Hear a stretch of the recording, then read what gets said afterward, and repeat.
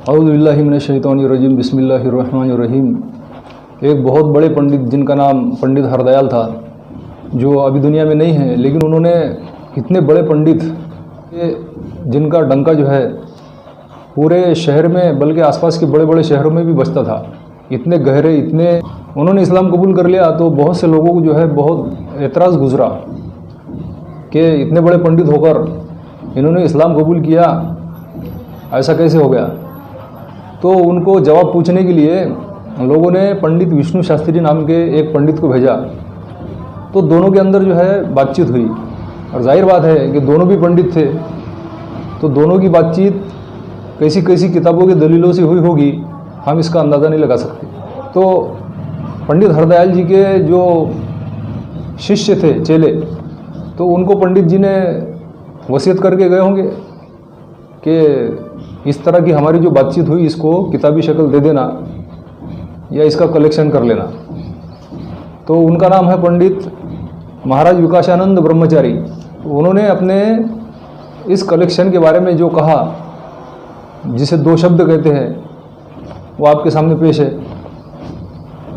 हमारे मुल्क हिंदुस्तान में हिंदू, मुसलमान, सिख, ईसाई, बौद्ध आदि बहुत से धर्मों के मनुष्य वास करते हैं। इसमें से हिंदू संप्रदाय के बाद मुसलमानों की संख्या सबसे अधिक है। हिंदू मुस्लिम साथ साथ सदियों से रह रहे हैं, फिर भी एक दूसरे के धर्म, विश्वास, आचरण आदि को समझने की कोशिश नहीं की है, जिसके कारण दोनों संप्रदायों के कुछ अल्पज्ञानी अथवा अज्ञानी गणों की प्रेरणा से दोनों संप्रदायों में विरोधी मानसिकता होती जा रही है। प्रकृत ज्ञानी द्वारा सत्य सनातन धर्म एवं इस्लाम धर्म में कितना अंतर है, ये समझा जाए तो फिर विरोध भाव के समाप्त होने तथा मित्र भाव उत्पन्न होने की संभावना है। इस प्रकार कदम उठाना कोई आसान काम नहीं है। फिर भी बिजली के समान एक झलक आशा की उस समय दिखाई पड़ी थी, जिस समय पंडित वेद प्रकाश उपाध्याय जी ने नराशंस एवं मोहम्मद साहब के विषय में लिखा था। इसके बाद तो सभी मौन हो गए। इस लेख में दोनों पंडितों के मध्य वार्तालाप में वैदिक सत्य, सनातन धर्म एवं इस्लाम धर्म के विषय में जो प्रश्नोत्तर हुए थे, उन्हीं का संकलन है। आज पंडित जी दुनिया में नहीं है। उनकी अंतिम इच्छा के अनुसार इस लेख का प्रकाशन हुआ। अगर इस लेख के एक भी मनुष्य का सांप्रदायिक विरोधी मनोभाव मित्र भाव में परिवर्तित हो जाता है तो इस लेख की सफलता समझी जाएगी।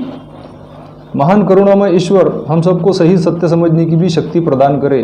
विनीत, महाराज विकासानंद ब्रह्मचारी। पंडित हरदयाल जी के इस्लाम कबूल करने की बात जब लोगों को मालूम हुई तो पंडित विष्णुदास स्मृति शास्त्री ने पंडित हरदयाल जी के पास जाकर कुछ प्रश्न किए थे। वो वार्तालाप के रूप में प्रस्तुत किए जाते हैं। यानी इस्लाम कबूल करने वाले पंडित हरदयाल जी और उनसे सवाल करने के लिए आने वाले पंडित विष्णु शास्त्री। पंडित विष्णुदास ने कहा, पंडित जी, आप ज्ञान एवं उम्र में हमसे बड़े हैं।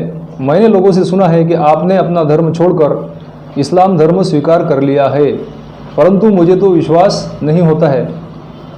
इस पर पंडित हरदयाल जी ने जवाब दिया, जी हाँ, मैंने इस्लाम स्वीकार कर लिया है, क्योंकि इस्लाम कोई नया धर्म नहीं है। यह धर्म तो वैदिक धर्म का संशोधित रूप है।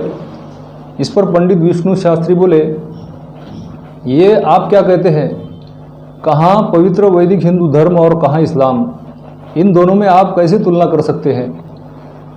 पंडित हरदयाल जी बोले, नहीं, हम इन दोनों में तुलना नहीं करते, क्योंकि तुलना हो ही नहीं सकती। इस्लाम पवित्र ईश्वाणी द्वारा परिचालित एवं ईशदूत द्वारा जीवन विधान वर्णित धर्म है। इस्लाम में एकमात्र आदर्श तथा ईश्वर द्वारा प्रेरित मनुष्य ईशदूत है।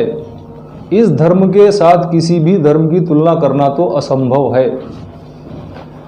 पंडित विष्णुदास, तो क्या आप पवित्र वेद को ईश्वानी नहीं मानते हैं? वैदिक धर्म को ईश्वर प्रेरित धर्म नहीं मानते हैं?